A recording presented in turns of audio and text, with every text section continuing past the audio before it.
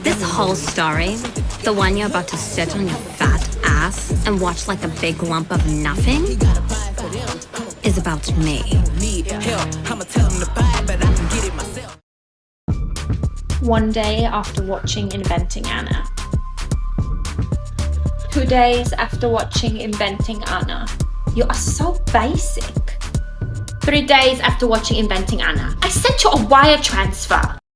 Bye. Hey, you need to pay for your groceries. Money is not an issue for me. Great then, that's $29.99. I'll get my father to wire you the fee. That's not even a thing. Check your systems, the wire's been sent. Bitch, where? I do not have time for this. I do not have time for you. Let's take a look into Anna Delvey's courthouse looks. If you guys don't know, she pretended that she was a New York City socialite and scammed a ton of rich people out of money. Starting off, first day of court, she's wearing a Michael Kors shift dress with tights and black flats in a choker, 10 out of 10. She then put her little sweater over it, and it's really cute, capsule wardrobe moment. Next, she wore a YSL blouse, Victoria Beckham pants, and the same flats. They wouldn't let her wear stilettos. On this day, she had to wear the court-issued looks that everyone gets if they can't have their own stuff, but she managed to pull them off in a really chic way. Baby doll dress. Another baby doll. Okay, so during the jury deliberation, she decided to wear white. Very coquette. And then the last day where she got her final verdict and received, I think, like 4. Okay, so when she actually got sentenced, she wore this black baby doll dress. I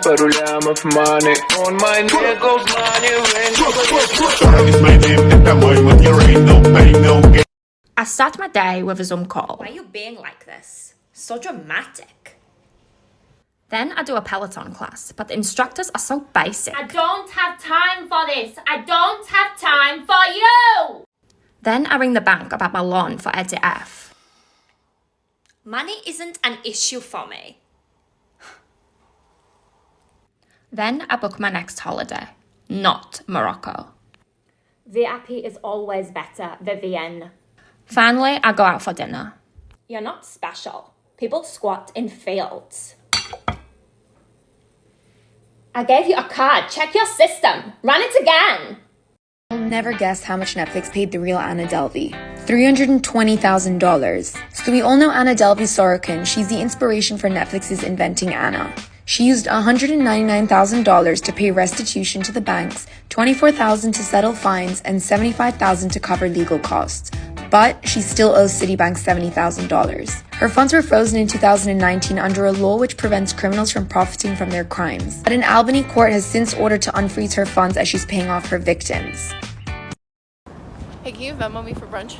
I already wired you the money. It should be coming from the bank. There's an issue with the bank overseas. I don't know what to tell you. I already wired you the money. Looks like your card didn't go through. It must be our system. Run it again. Doesn't work. You owe us $1.29. Why are you bothering me with this right now? Because you ordered a McChicken. And where is it? I'm about to call security. You're being so dramatic. Because you can pay now or leave. Would you take a wire transfer? Security? Okay, so one of the ways Anna Delvey was able to trick so many people and scam so many people into thinking she was a billionaire German heiress was her style and how she dressed, what she wore, and how much she knew about fashion. So in 2014, she was wearing brand new Giambattista Valli resort wear from this collection. She was wearing a Rick Owens jacket, a Tom Ford dress, and Prada heels. These Balenciaga heels, they're called like the stretch open toe booties. Now, I don't think she owned this jacket, but this is an Alexander McQueen super rare hair label piece, which were only like the first 3 collections he ever did. He would cut his own hair off, kind of like how Victorian people would give hair to their loved ones. Sew it into the label, so. One day after watching Inventing Anna.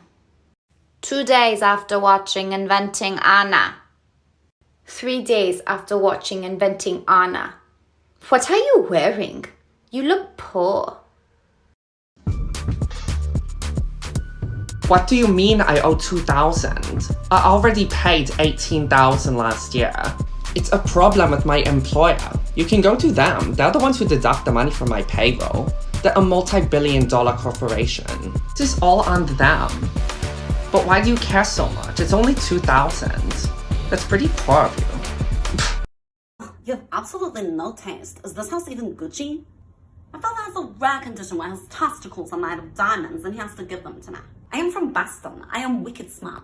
My father is half German, half yacht. I swear I have rents. My father is dead, but when he was alive, he used to be a bank account. What are you talking about? This is my real hair. This is not fake hair. This is my real hair.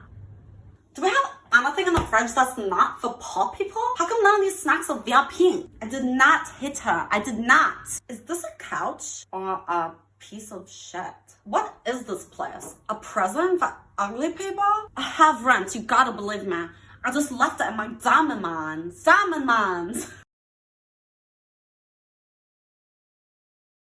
This is a woman who almost made $300,000 by selling her story to Netflix. However, it turns out that in New York City, you're not actually allowed to sell your criminal story to make money. The New York Attorney General froze the money that was sent to her by Netflix.